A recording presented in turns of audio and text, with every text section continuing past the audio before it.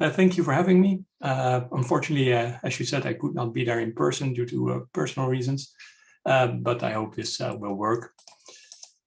First off, a little acknowledgement. This work has been done in the Horizon 2020 Research and Innovation Program, and the research is called Impetus. And this work will also be presented at the Applied Human Factors and Ergonomics Conference later this year. Just to lighten the load a little bit, this is a picture of me, so you don't have to think how I look, what I look like while talking. It should help.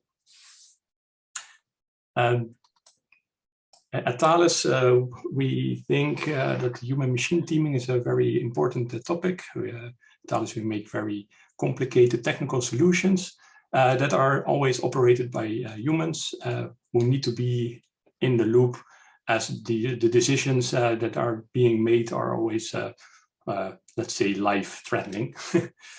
Of course, it's a very broad subject, so we have researchers from different departments who also even presented at this conference, looking at natural intelligence, system engineering, and artificial intelligence. We are mostly looking at the machine capabilities, looking at how machines can model humans to understand better what their operator is thinking and feeling. For this, we created a tool called Harmony, a human performance monitoring enhancement system, which takes a loop. It tries to sense on a number of operators, so team members that can have different roles, are always part of a complex team, and also might be working with AI agents. For this, we want to try to create an objective measurement using bio and neuro sensors. So we, for this project, used PPG and EEG, but in our generic research, we use many other sensors like FNIRS, GSR, sweat, and auditory and video sensors. All this input is taken together with an object of subjective measurement using, for instance, the NASA TLX task load index to create models and look at the individual, but also the way people behave together to see if there's a measure of synchrony between the different members of a team. Then we do an assessment. Does the current state that they show on mental, physical, and emotional workload compare to what is needed in this situation? So we try to take into account some input from the system, other toolings to try to predict what is needed at a point. And then we give feedback to the team or sometimes the supervisor so they can take action on this. We are also looking at the concept of neurofeedback to give this information about, for instance, mental workload back to an operator and give them a task to try to let them modulate their brains so they can afterwards deal better with the mental workload. For this, we designed a system as a set that applies hyperscanning. So that means being able to measure on multiple people at the same time. In this project, we used PPG and EEG. PPG is a blood pulse, so you can measure your heartbeats, so the beat per minute, and the heart rate variability, the time between heartbeats, very well. And we use EEG with the focus on the frequency bands like theta, alpha, and beta, as you might be acquainted with. For this, we have data acquisition units, just small form factor, portable laptop, which makes sure it can connect to a sensor set. The sensor in this project is a commercial available sensor in the form of a headband that you could put on your head and you can wear very comfortable for a long period of time. Based on this data that is streamed to the wirelessly through Bluetooth, we try to classify on 3 levels, so a low, medium, and high workload for mental, emotional, and physical workload. as our use case is mostly in the context of people working behind the screen, operators in a technical system, physical workload, of course, does not really show up as high that often. Based on an assessment on multiple workload classifications, we are able to generate alerts and send these to a dashboard to visualize the data, but also the alerts. So the system can ask for attention from an operator or a supervisor that something is wrong within the team. The system consists of a dashboard, the visual part at least, that can display the real-time data coming in, so the raw information. Here you can see, for instance, at the top 3 PPG signals for one user, but also 4 channels of EEG data. At the bottom, you can also see a sensor that is not put on correctly, so it's a very noisy signal, and that's where we use it for mostly currently, to check visually if a proper signal is acquired. Then we have an individual screen where the different features that are calculated based on the raw data are visualized, and the classifications are displayed in a small widget showing the prediction, how accurate the prediction is, so the probability, a small timeline, so you can see a bit of a trend, what is happening. And currently we have the 3 models, but we're trying to extend these to time pressure, frustration, attention, and alertness within other projects. And we have a small assessment system that takes into account the current situation, so what we expect that is needed at this time, and the way the classifications are changing over time. So one high workload classification is not a problem in a lot of cases, and also based on the expected workload that is needed, it might not need to be an alert. And vice versa, of course. That can be that in a situation, in our use case that I will show later, for instance, a gun could be detected by another system. If then you would expect the operator to react to this, if it's still the operator then shows low emotional and mental workload, we can send an alert that probably the operator has not seen the alert about the gun that was detected. This can be aggregated to on a team level. So we have different consoles for each user and their workload assessments. And you can visually see what the needed workload is and the shown workload. Of course, as in talks before my talk, it was also described that it's hard to know where the workload exactly comes from. It could be from the task being assigned, but also from people doing something differently altogether. But at this time, we can't really separate those.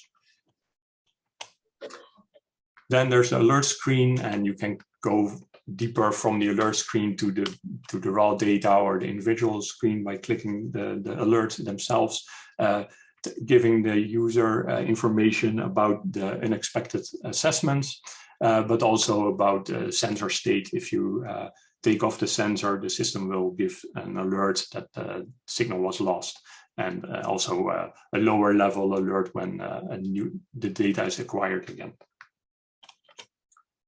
For this, we have a portable set that we take now to multiple locations, as our main goal is to try to take the research done on this by many people from the laboratory to the field, to see if we can use the knowledge that has been built by a lot of people in the actual setting, and that has many challenges. For this, we participate in the Impetus project, which is a project focusing on safety in smart cities, where a joint platform is being developed that combines 9 different tools on the detection level, as I mentioned, weapon detection, for instance, using video cameras, biological detection using an automatic tool, social media analysis, but also on the level of more simulation and cybersecurity, and some intervention modules, of which we are one of the tool suppliers. In the context, this is placed in a scenario where a lot of things are happening. We continuously look at the operator in a SOC, so Cyber Operational Center, and try to predict the workload and give information back to the user about this. For this, we have a flow currently, as we need to build personalized models for each operator. We have a calibration period in which operators are giving a task in a synthetic environment that we developed, that we collect data, so the EEG and the PPG data, and have them fill in a subjective questionnaire based on the NASA TLX.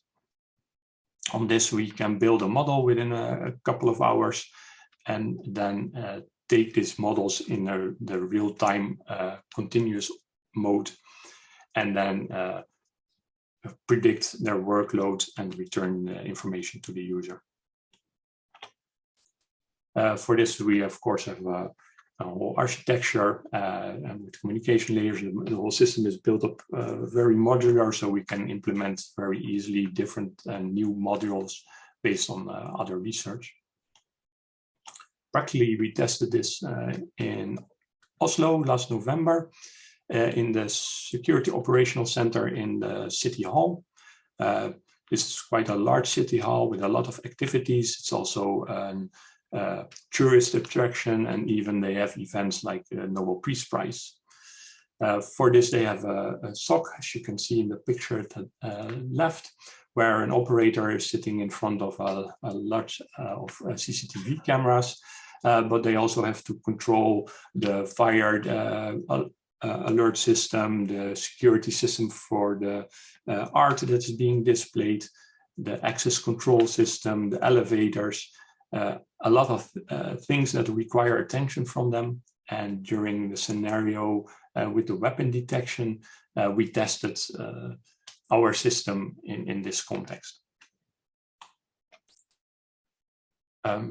We also tested this in the city of Padova in Italy, in 2 locations, CyberSOC, where they control most of the municipality ICT systems.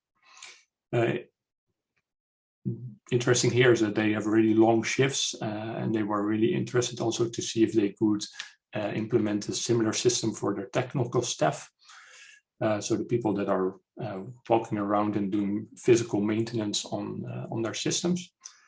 And we also tested the system in the municipality CCTV SOC, so the police center, where there are multiple operators sitting also in front of a large CCTV camera system, and they have to answer telephone calls from the alert number and have to communicate with the different first responders. From this, it was of course more of a validation test, a qualitative test, so small sample set. We did some tests with different sensor sets, so not only headband, but different modalities, also different metrics, and see how this could be used in a real life situation, and if people could comfortably wear it and it would not hinder them in their normal work. We also noticed that in comparison, as you can imagine, from a lab environment, there were many artifacts in the data. So eye blinks, movement, people speaking, scratching their head, things that you normally don't see that much in a lab environment. We tested the whole pipeline of quickly trying to collect data for calibration and build a model. And we could do that, the whole process, in about 2 to 3 hours. That's including the performance of the calibration task by the operator.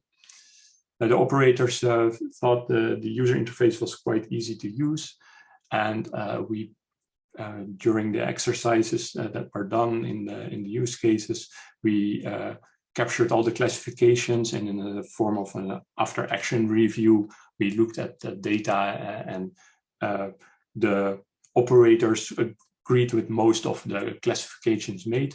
We saw some really interesting things happening there, where the operators themselves, we expected a high workload when they were actually doing their job, but they did not show this. You could actually really well see that during moments that they were not really trained in. So for instance, the explanation of the weapon detection tool or our tool, they had a lot of workload and they had a lot of emotional stress. And the moment that they could perform their natural task, so for instance, the moment the weapon was detected and in their procedures they knew what to do, all workload was gone.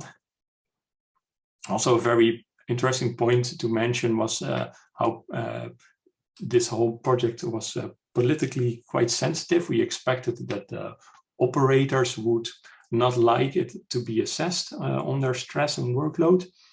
But it turned out that they really liked it, and it was mostly the higher management that was afraid that now it could be objectively been shown that their staff was stressed, and that something should be done about this. Luckily, it did not show this, so that all turned out to be okay. On the future work, as I said, we try to incorporate a lot of work done by other people into our system. So it's a continuous design and development action. We have planned a couple of technical tests in Oslo and Padova to look more at the quality of the predictions. We now seem to be roughly as similar to the previous presentation. Around 75 to 80% of the classifications are right. We will have another couple of live exercises where a longer scenario, not just the tools, but an actual scenario from A to Z will be run, and where we can test our tool. We have a validation test at the TenneT, which is a large energy transporter in the Netherlands and Germany, in the context of their operational center of the future. We have a test with the safety region Twente, which is the first responders and focusing more on the fire department, and then more or less the control room on site. Within Thales, we have planning now a validation test within an armored vehicle simulator, and we have a couple of proposals for measuring in a flight simulator on multiple pilots at the same time, and a command and control simulator for frigates, so in the Navy. That was my short, quick introduction of our work, and I would like to thank you. Are there any questions?